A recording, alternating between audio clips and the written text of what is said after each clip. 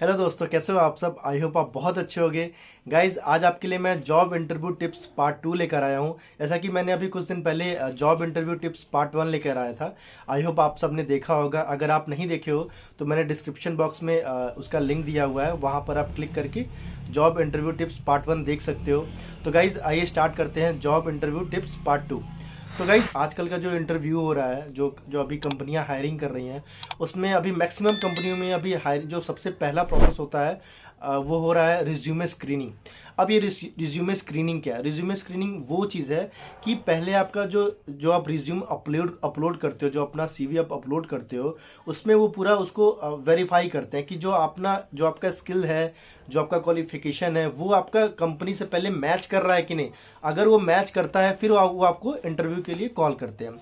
तो ज़्यादातर केस में क्या होता है कि एचआर आपको कॉल ही नहीं करते। क्यों? क्योंकि आपका रिज्यूमे शॉर्टलिस्ट नहीं होता है, जो रिज्यूमे स्क्रीनिंग होता है उसमें।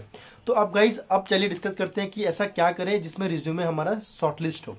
गाइज, उसमें हम सबसे पहले गलती क्या करते हैं कि हम उसमें हम जो भी हमारे पास स्किल है, अगर हम बिलोंग करते हैं, अगर हम आईटी सेक्टर से बिलोंग करते हैं तो हम उसमें अपना कॉमर्स वाला भी स्किल डाल देंगे। अगर मैं कॉमर्स सेक्टर से बिलोंग करता हूं तो उसमें हम आईटी सेक्टर का भी स्किल डाल देंगे। तो अब इससे होता क्या, फॉर एन एग्जांपल आपको मैं थोड़ा सा क्लियर बताता हूं। अगर सपोज कर लो कोई बंदा है, वो बिलोंग करता है मार्केटिंग सेक्टर से, ओके, और जॉब आई हुई है फाइनेंस में। तो अब वो क्या करता है, जो एक ही रिज्यूमे बनाया हुआ है, उस रिज्यूमे में वो मार्केटिंग का वो पूरा लिखा हुआ है, मार्केटिंग का लिखा हुआ है, फाइनेंस का लिखा हुआ है, और वो क्या करेगा, वो वही रिज्यूमे वो उस कंपनी में अपलोड कर देगा या सबमिट कर देगा, जमा कर देगा। तो अब इस केस में क्या होता है, उस केस में आपका जो रिज्यूमे शॉर्टलिस्ट होने के चांसेस बहुत कम हो जाते हैं। क्यों? क्योंकि वो कंपनी फाइनेंस की है और आप हो एज अ मार्केटिंग पर्सन हो, और आप मार्केटिंग का रिज्यूमे उसको आप दिखा रहे हो, तो जो आपका रिज्यूमे है, शॉर्टलिस्ट होने का चांस बहुत कम हो जाता है उसमें। तो गाइज, इसके लिए हमें क्या करना चाहिए? अगर आप मार्केटिंग से बिलोंग करते हो और आप चाह रहे हो कि मैं फाइनेंस में अप्लाई करूं, तो आपको वहां पे जो ज़्यादातर जो आपके स्किल्स दिखाने हैं वो फाइनेंस के सेक्टर के दिखाने चाहिए, ना कि मार्केटिंग के दिखाओ, लेकिन बहुत कम। अगर आप सेम ऐसी अगर मैं किसी और भी सेक्टर की बात करूं, अगर आप बैंक में अप्लाई कर रहे हो, तो आप तो बैंक में अप्लाई करो तो उसमें आप आईटी का वो एक्सपीरियंस दिखा रहे हो, का स्किल दिखा रहे हो। तो आईटी का स्किल बैंक वाले क्या करेंगे? कोई नहीं करेंगे। क्योंकि अगर बैंक में अप्लाई कर रहे हो तो उनको बैंकिंग की स्किल चाहिए, समझ रहे हो। तो इससे क्या होता है, आपका जो कंपनी में जो सेलेक्ट होने के जो चांसेस होते हैं बहुत ज़्यादा बढ़ जाते हैं। तो गाइज, तो करना क्या चाहिए, आपका जो रिज्यूमे है वो रिज्यूमे कंपनी के अकॉर्डिंगली आपको बनाना है। ऐसा नहीं कि मैंने एक रिज्यूमे बनाया और वही रिज्यूमे धड़ाधड़ धड़ाधड़ धड़ाधड़ एक कंपनी में हम अप्लाई करते जा रहे हैं। नहीं, ऐसा नहीं करना है हमें। हमें जो कंपनी में रिक्वायरमेंट है, जो स्किल है, उसके हिसाब से हमें रिज्यूमे अपना बनाना है। आजकल तो बहुत सारे यूट्यूब पे वीडियोस पड़े हुए हैं कि इंटरव्यू में कैसे दें और अपना रिज्यूमे कैसे बनाएं। तो हम बनाना तो आपको आता ही होगा, बहुत बहुत इजी होता है। तो गाइज, तो हमें कंपनी के हिसाब से इंटरव्यू बनाना, सेट करना, जो जो उसमें स्किल रिक्वायरमेंट है वो चीज़ आपको अपने रिज्यूमे में या सीवी में डालना है। दूसरी बात, अब अगर मैं बात करूं कि अब जो हम एक और गलती करते हैं कि हमें इंटरव्यू कॉल क्यों नहीं आता। एक गलती हम और करते हैं, उसमें क्या गलती करते हैं कि हम जैसे मैक्सिमम अभी लोग क्या करते हैं, वो नौकरी पेज पे गए या शाइन पे या किसी भी नौकरी पोर्टल पे गए, वहां पे गए और धड़ाधड़ धड़ाधड़ अप्लाई करने लगे। और फिर इस केस में क्या होता है, उनको एचआर के कॉल या इंटरव्यू कॉल बहुत कम आते हैं। ऐसा क्यों? क्योंकि क्या होता है कि जो नौकरी पोर्टल वगैरह होता है, ये सारे मैक्सिमम इसमें बहुत सारे अनएम्प्लॉयड लोग होते हैं जो एड ऑन होते हैं। तो इससे क्या होता है, जो एचआर को जो आपकी ईमेल आईडी होती है, जो आपका कांटेक्ट होता है, वो बहुत लेट में दिखता है या दिखता ही नहीं है, बहुत सारे को गुम हो जाता है।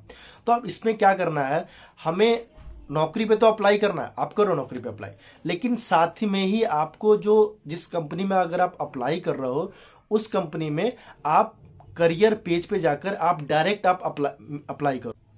अब इससे क्या होगा मैं बताता हूँ। अब इससे ये होगा, जब आप कंपनी में डायरेक्ट जाके अप्लाई करोगे तो उस कंपनी में जो आपका मेल है, जो आपका रिज्यूमे है, वो आपका पहले जाएगा। अगर आप ऐसे क्या करते हो, जब आप नौकरी में अप्लाई करते हो तो पहले आपका रिज्यूमे नौकरी में जाता है, फिर नौकरी वाला फिर आपका रिज्यूमे फिर कंपनी को भेजता है, तो इसमें लंबा प्रोसेस होता है। नहीं, तो आपको क्या करना है, आपको जिस कंपनी में आप अप्लाई कर रहे हो उस कंपनी के आपको डायरेक्ट करियर पेज पे जाके वो आपका अपना रिज्यूमे या उस जो भी आपका प्रोफाइल है उस कंपनी के प्रोफाइल पे जाके आपको डायरेक्ट अप्लाई करना है, मतलब करियर पेज पे जाके आपको अप्लाई करना है। तीसरी चीज़ क्या है कि कंपनी में अप्लाई तो कर दिए, अप्लाई करने के बाद अब हम इंटरव्यू देने बैठे, कुछ पता है नहीं कि हाँ बस मुझे पता है कि एचआर ये पूछेगा, इंट्रोडक्शन पूछेगा, ये पूछेगा, मैं बता दूंगा। लेकिन नहीं गाइज, ये हम बहुत बड़ी गलती करते हैं। गाइज हमारा पहला आपका जो एजेंडा होना चाहिए वो एजेंडा बहुत क्लियर होना चाहिए। क्या?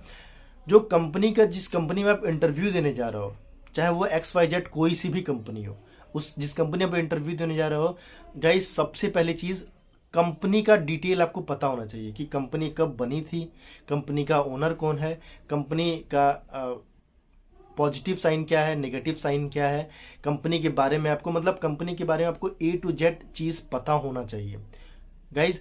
क्योंकि ये चीज़ जो कंपनी होता है, जो कंपनी का ओनर होता है, जो HR होते हैं, वो ये चीज़ बहुत ज़्यादा ये नोटिस करते हैं। अभी आजकल ये ट्रेंड में है कि अगर आपको ये चीज़ पता नहीं है तो तब भी आप कंपनी में शॉर्टलिस्ट होने के चांसेस बहुत कम हो जाते हैं। तो गाइज ये चीज़ आपको पता होना चाहिए कि कंपनी का एजेंडा क्या है, कंपनी किस प्लेटफॉर्म पे काम कर रही है, उसके टारगेट ऑडियंस क्या है, टारगेट कस्टमर क्या है, ये चीज़ आपको गाइज पता होना चाहिए। एक ये प्रोसेस हो गया। दूसरा गाइज हम क्या गलती करते हैं कि हम आज अप्लाई किए, अप्लाई करने के बाद छोड़ दिए, या एक काम और करते हम अप्लाई किए, अप्लाई करने के बाद जो HR है वो क्या कि आपका रिज्यूमे डस्टबिन में डाल दिया या आपको मना कर दिया कि सॉरी हम आपको सेलेक्ट नहीं कर सकते। उसमें क्या होता है कि गाइज हम हार जाते हैं, हम ये सोचते हैं कि नहीं मैं नहीं कर सकता, मेरे अंदर वो स्किल नहीं है, मेरे अंदर वो पॉजिटिविटी नहीं है, मैं कंपनी के लिए फिट नहीं हूँ। नहीं गाइज, ऐसा नहीं है। गाइज हमेशा मैं बताता हूँ कि अपॉर्चुनिटी अगर आप एक मिस करते हो या एक छूट जाती है तो गाइज अगली एक बड़ी अपॉर्चुनिटी आपके लिए पड़ी हुई है, रखी हुई है।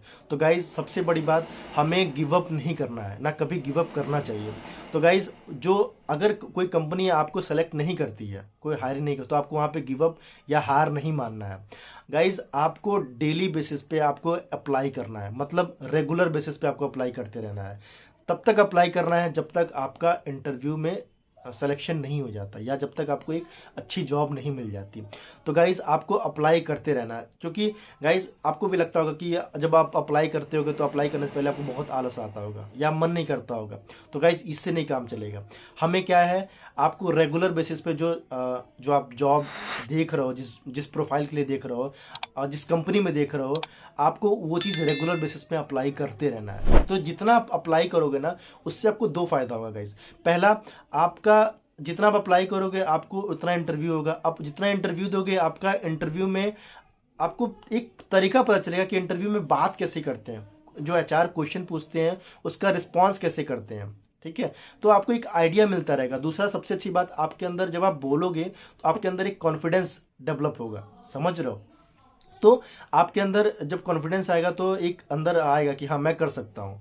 तो ये चीज़ आना बहुत ज़रूरी होता है। तो इसलिए रेगुलर बेसिस पे आपको जॉब में, तो इसलिए आपको रेगुलर बेसिस में कंपनी में अप्लाई करना बहुत ज़रूरी होता है गाइस। तो गाइस तब तक के लिए थैंक यू सो मच, और अब मिलते हैं नेक्स्ट वीडियो में। जैसा कि मैं आपके लिए डेली न्यू वीडियोस लाता रहता हूँ जॉब के रिगार्डिंग, ताकि आपको अच्छी जॉब मिल सके। तो गाइज़ तब तक के लिए थैंक यू सो मच। और गाइज़ अगर आपको इस वीडियो से इन्फॉर्मेशन मिला हो तो गाइज़ प्लीज़ इस चैनल को लाइक एंड सब्सक्राइब करना ना भूलें। तो गाइज़ मिलते हैं नेक्स्ट वीडियो में। Thank you so much.